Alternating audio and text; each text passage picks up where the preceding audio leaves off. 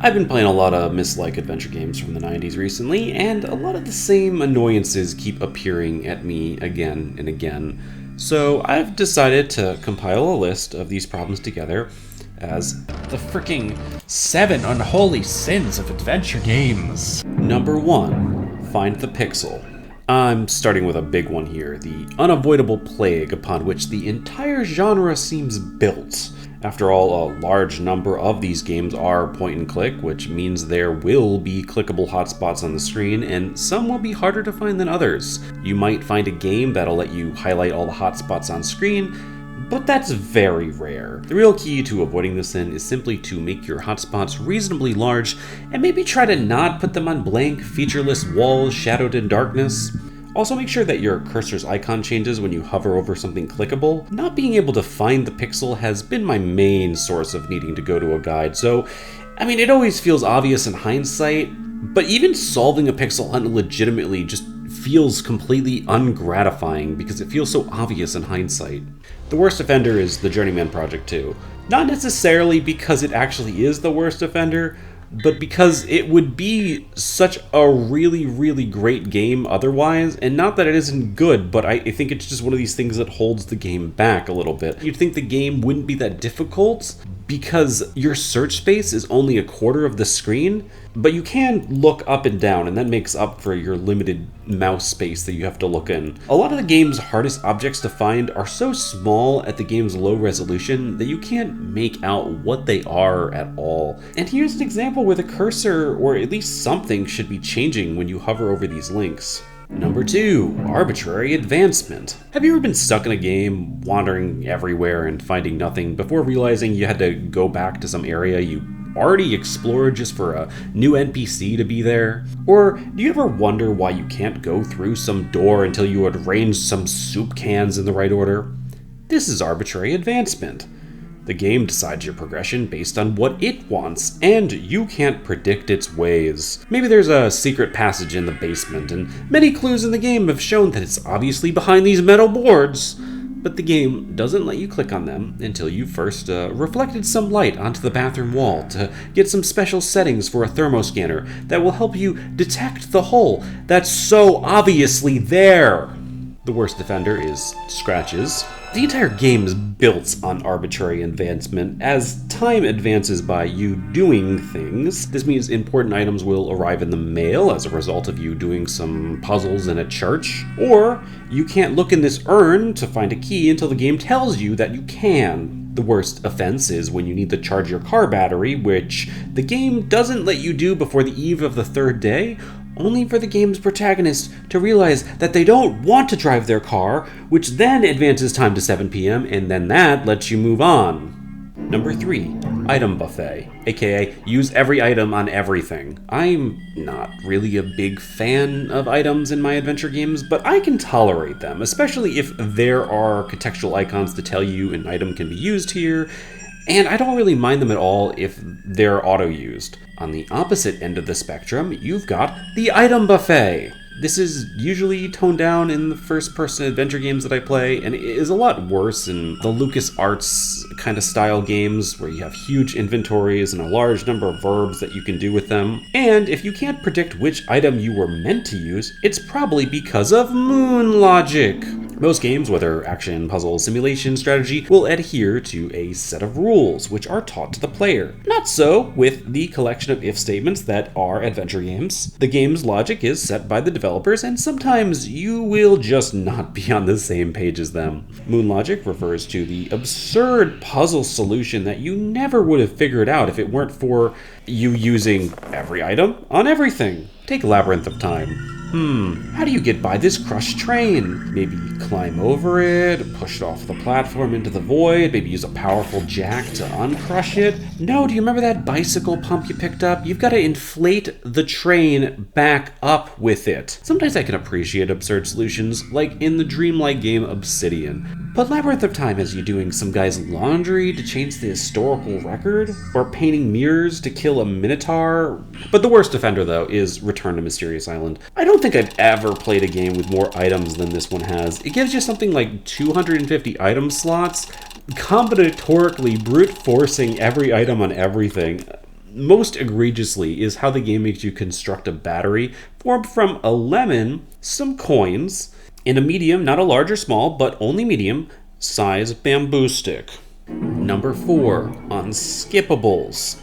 Have you watched the same cutscene 30 times because the game refuses to let you skip it? Is your movement in the game completely hampered by the fact that there are lengthy transitions with each step? Then you're experiencing the sin of the unskippable. It doesn't just have to be a cutscene either. Cosmology of Kyoto has unskippable interactive sections that you'll see over and over again every time you die.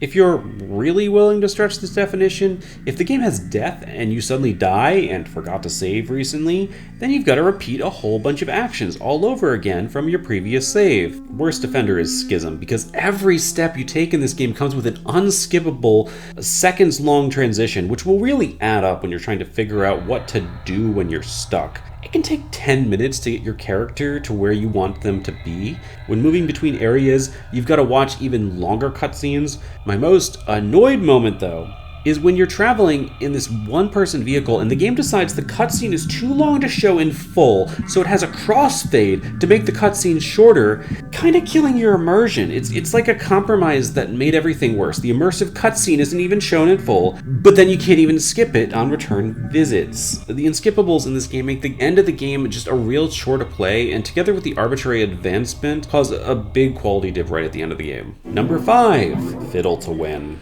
The key to designing a good puzzle is to present a challenge which seems unsolvable at first, but after an aha moment, the player has a key realization, learns something, and is able to solve the puzzle. Not all adventure games will even have what might be called logic puzzles, but when they do, the puzzles should require the player to think rather than froth about idly. As I say, is the puzzle a thinky-think or a fiddle-de-whittle-y? If you solve the puzzle just through endless brute forcing without any real understanding of its mechanics and eventually just getting lucky, then that might not be the best puzzle. The worst offender here is the 7th guest. Nearly every puzzle in this game is Fiddle to Win. Some of these I don't really mind, like the 8 Queens puzzle, because it is a classic sort of puzzle, and if I was smarter, I'd probably actually be able to approach this with real logic. But most of the puzzles in the game feel too difficult usually to attack with logic, and just guessing and trying again eventually takes you closer to the answer, almost by luck. I'm convinced the final puzzle of the game is literally just trial and error, the truest Fiddle to Win possible, of course. Other puzzles I never actually understood, and others I had to mess about for hours before I got a solution. I can't tell if either A, the game is too smart for B, or B, the game is too stupid for me. I mean, probably both, really. Number 6,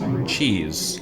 This is, of course, more of a product of the 90s, but there's no better way to ruin your well-written story than to have awful actors to take you out of it. If you killed Poole, then you're in big trouble. Or really, should I blame the actors? I mean, because it's not like good actors are immune from eliciting the cheese. Space! Occasionally, the cheese can be so high that it reaches hilarious levels of camp. Want some rye? Of course you do. But if the game is actually good at building atmosphere, you'll get some tonal whiplash as the weak voice acting sticks out. Susie, if this is you, meet me down by the Capitol building. This is at least more a problem of the past. I mean, these days you can just hire Nolan North, Troy Baker, Jennifer Hale, or Laura Bailey. We even managed to create an FMV game these days with good acting. Atlantis is the worst offender for cheese, but it is hilarious because of it. I mean, cheese usually manifests itself into bad acting, but it also can be bad animation, non-fitting music choice. If this game wasn't so cheesy, it would be so incredibly different that I can't imagine it. Actually, maybe the Dracula games are worse because the awkward camera and early facial mocap really helps create a layer of cheese so thick And extremely painful. Number 7, brick the game. I've saved the worst sin for last, and luckily it is pretty rare, at least in the Myst-like games that I've covered. Being somewhat confined to early adventure games from,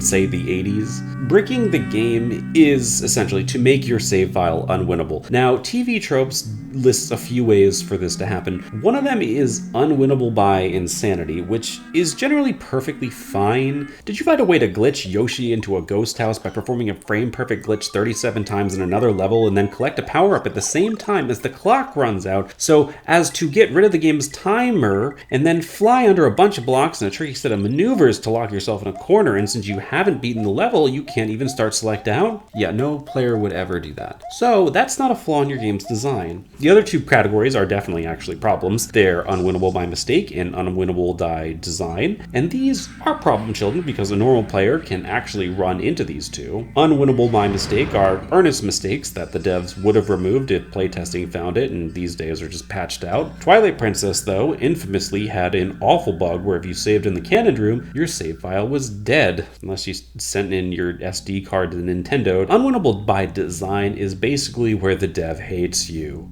TV Tropes then further subdivides this on what's called the Zarf scale. Imagine you come to a rickety bridge. A merciful game doesn't let the player make their game unwinnable at all, no matter how hard they try. So if you try to cross the bridge, the main character tells you, "No way, that bridge would collapse if I tried to cross it."